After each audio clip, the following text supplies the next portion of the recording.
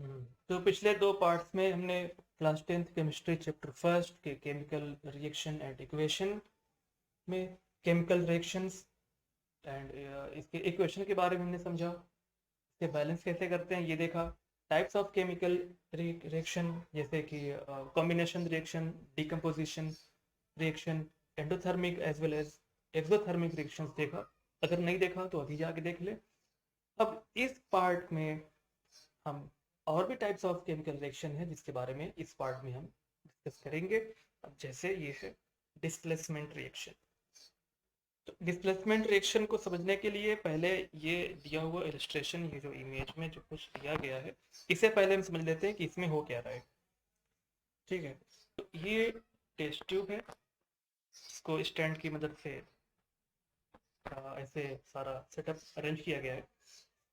तो अब इस टेस्ट ट्यूब के अंदर हमने लिया है कॉपर सल्फेट का सॉल्यूशन, ठीक, और बाकी इसमें दिख रहा है कि दो iron nail with the help of thread धागे की मदद से लटकाए गए हैं।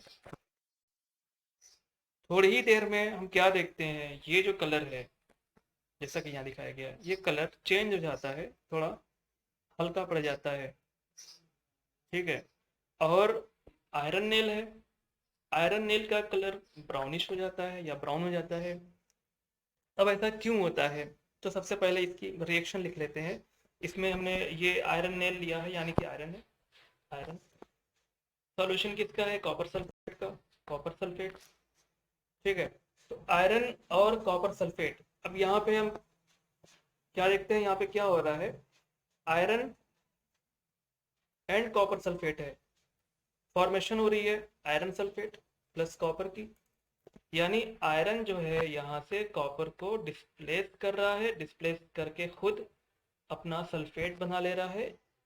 ठीक है, यहाँ पे कॉपर का सल्फेट था लेकिन फॉर्मेशन हो रही है आयरन के सल्फेट की, और ये जो कॉपर है ये अलग हो गया, जो यहाँ आयरन नेल पे कलेक्ट होने लगा, जिससे आयरन नेल ब्राउन कलर का हो जाता है।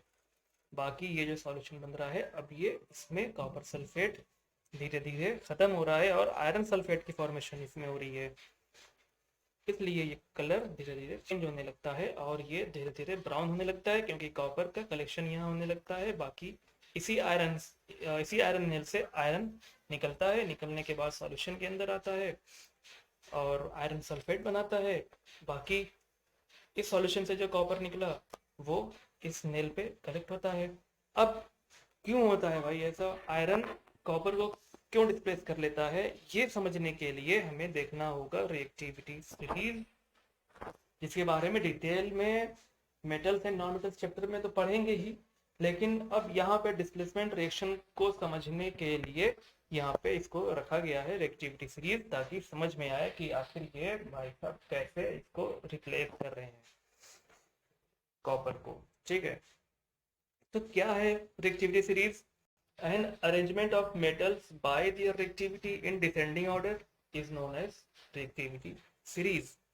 यानी कितना रिएक्टिव है कोई मेटल, उसको डिसेंडिंग ऑर्डर में अरेंज किया गया है, यानी सबसे ज्यादा रिएक्टिव इस सीरीज में पोटेशियम, फिर उससे नीचे बढ़ते जाएंगे sodium, lithium, barium and so on. ठीक है, और ये लोग और भी नीचे, तब ये जा रहा है सीधे हाइड्रोजन तक, फिर ये लोग हाइड्रोजन से भी नीचे है, हाइड्रोजन यहाँ पे ऐसा रेफरेंस यूज किया गया है। तो हाइड्रोजन से भी ये कम रिएक्टिव हैं, तो इससे हमें ये मालूम होता है कि जो ज्यादा रिएक्टिव होगा वो कम रिएक्टिव मेटल को डिस्प्लेस कर देगा। इस केस में क्या है, आयरन और कॉपर है, जरा देखते हैं आयरन कहाँ है, यहाँ पे है, कॉपर इधर तो कहीं नहीं है, और भी नीचे हाइड्रोजन से भी नीचे है, तो इसलिए आयरन इस कॉपर को डिस्प्लेस कर देगा, क्योंकि copper is less reactive than iron. ठीक है, तो ये हो गई डिस्प्लेसमेंट में कंडीशन। और भी एग्जांपल है, जिंक, इसकी रिएक्शन कॉपर सल्फेट के साथ फिर कराई गई, एक्वस सॉल्यूशन लिया गया, यहाँ पे भी एक्वस सॉल्यूशन ही लिया गया है, याद रहे। एक्वस सॉल्यूशन क्या है बताया था, वाटर में डिसॉल्व सॉल्यूशन है, और एक्वस सॉल्यूशन रहेगा तभी वो आयन में ब्रेक होगा। चलिए, तो कॉपर सल्फेट का सॉल्यूशन है, जिंक के साथ रिएक्शन कराई गई, तो फिर जिंक भैया इसमें कहाँ है, जिंक यहाँ पे है, कॉपर बहुत नीचे है, तो जिंक क्या करेगा, कॉपर को डिस्प्लेस कर देगा, इसलिए जिंक ने कॉपर को डिस्प्लेस किया और खुद का सल्फेट बना लिया और कॉपर बाहर निकल गया।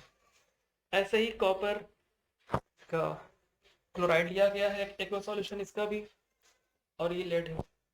तो इसमें क्या है, ये भी यहाँ पे है पर कॉपर बहुत नीचे है, इसलिए इसने भी इसको डिस्प्लेस कर दिया और खुद का क्लोराइड बना लिया और कॉपर अलग हो गया।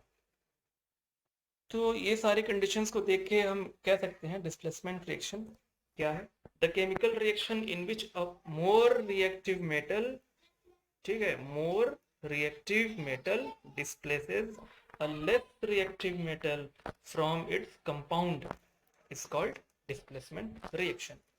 ठीक, केमिकल रिएक्शन जिसमें मोर रिएक्टिव मेटल, जो ज्यादा रिएक्टिव मेटल है वो डिस्प्लेस कर देता है कम रिएक्टिव मेटल को उसके कंपाउंड से, ऐसी रिएक्शन ही कहलाती है डिस्प्लेसमेंट रिएक्शन या सिंगल डिस्प्लेसमेंट रिएक्शन भी कहते हैं। ठीक, अब और भी कुछ एग्जांपल देख के हम आगे के टाइप्स पे हम बढ़ेंगे। अब जैसे सोडियम सल्फेट का एक्वस सॉल्यूशन लिया गया है और बैरियम क्लोराइड का एक्वस सॉल्यूशन लिया गया है। एक्वस सॉल्यूशन होना जरूरी है किसी भी कंपाउंड का, उनके आयंस में ब्रेक होने के लिए। सॉलिड फॉर्म में रहेगा तो वो अपने आयंस में नहीं ब्रेक होगा, वो क्रिस्टल फॉर्म में या किसी भी फॉर्म में रहेगा, लेकिन आयंस में ब्रेक होने के लिए एक्वस सॉल्यूशन ही लिया गया है इसीलिए। ठीक है, इसलिए दोनों ही एक्वस सॉल्यूशन लिया गया है। तो सोडियम सल्फेट में क्या है, दो पार्ट्स हैं, दो कंपोनेंट्स, दो रेडिकल्स या दो आयंस हैं। एक सोडियम आयन है और दूसरा क्या है, सल्फेट आयन है। सोडियम पे पॉजिटिव आयन होता है, मालूम है, 9th में पढ़ चुके हो। सल्फेट पे 2- चार्ज होता है। बैरियम क्लोराइड, इसमें बैरियम आयन है जिसपे 2+ चार्ज होता है, और क्लोराइड आयन है जिसपे 1- चार्ज होता है। ये Na2 है इसलिए 2Na लिखा है मैंने, यहाँ पे Cl2 है इसलिए 2Cl लिखा है, और कोई जरूरी नहीं है यहाँ पे 2 या 3 कुछ लिखने की।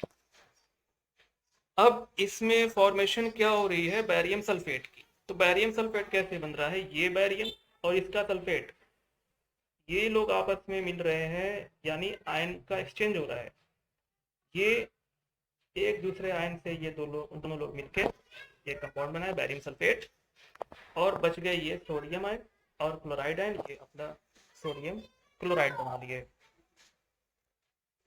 तो इसमें हम क्या देख रहे हैं, आयन एक्सचेंज हो रहा है, इसका आयन इसके आयन से, इस और ये आयन ये वाले आयन से, दोनों मिलके नए कंपाउंड्स की फॉर्मेशन कर रहे हैं।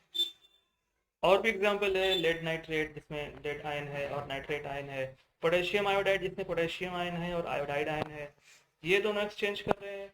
नाइट्रेट यहाँ पे लेड के साथ था, लेकिन फॉर्मेशन अब हो रही है, उल्टा हो गया, पोटेशियम के साथ चला गया नाइट्रेट। आयोडाइड पोटेशियम के साथ था, अब वो लेड के साथ आ गया, लेड आयोडाइड की फॉर्मेशन हो गई। ठीक है, ये तो हो गया कि आयन एक्सचेंज हो रहा है। और दूसरी चीज, इस रिएक्शन में एक कंपाउंड जो हम देख रहे हैं प्रोडक्ट, वो इनसॉल्यूबल सॉलिड की फॉर्मेशन हो रही है, जिसे हम बोलते हैं प्रेसिपिटेट। ठीक है, यानी इसमें प्रेसिपिटेट की भी फॉर्मेशन हो रही है। तो पहले तो ये देख लिया हमने कि आयन एक्सचेंज हो रहा है, उस हिसाब से हम क्या कह सकते हैं इसको, the chemical reaction in which 2 reactants exchange ions to form 2 new product is called double displacement reaction. ठीक है, केमिकल रिएक्शन जिसमें 2 रिएक्टेंट्स एक्सचेंज करते हैं अपने आयंस को 2 नए प्रोडक्ट्स की फॉर्मेशन के लिए, ऐसी रिएक्शन कहलाती है डबल डिस्प्लेसमेंट रिएक्शन। बाकी कैटायन एनायन मालूम है, फिर भी बता दें यहाँ पे कैटायन क्या होता है, एनायन क्या होता है। जो पॉजिटिव होते हैं उसे कैटायन बोलते हैं, और जो नेगेटिव आयन वाले ग्रुप ऑफ एटम्स या आइटम्स होते हैं उन्हें एनायन बोला जाता है।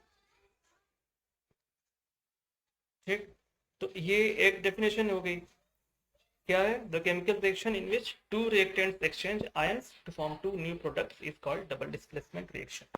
अब एक चीज और भी हो रही है, इसमें प्रेसिपिटेट की फॉर्मेशन हो रही है। यूजुअली प्रेसिपिटेट की फॉर्मेशन इसमें होता है।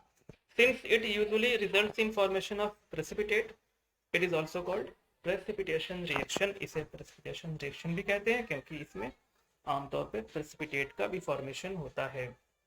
प्रेसिपिटेट क्या है? इनसॉल्यूबल सॉलिड है जो नीचे बैठ जाता है, डिसॉल्व नहीं होता है सॉल्यूशन के अंदर या वाटर के अंदर। और प्रेसिपिटेट के ऊपर जो लिक्विड रह जाता है, लिक्विड अबव प्रेसिपिटेट, उसे क्या बोलते हैं? सुपरनेट और सुपरनेटेंट। तो ये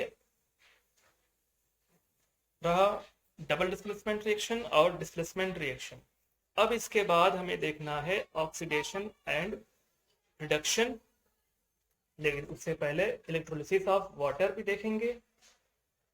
डिकम्पोजिशन रिएक्शन में दिया हुआ था इलेक्ट्रोलिसिस ऑफ वाटर, लेकिन उसे मैंने स्किप किया क्योंकि मैं उसकी मदद से मैं बढ़ना चाह रहा हूँ ऑक्सीडेशन एंड रिडक्शन की तरफ।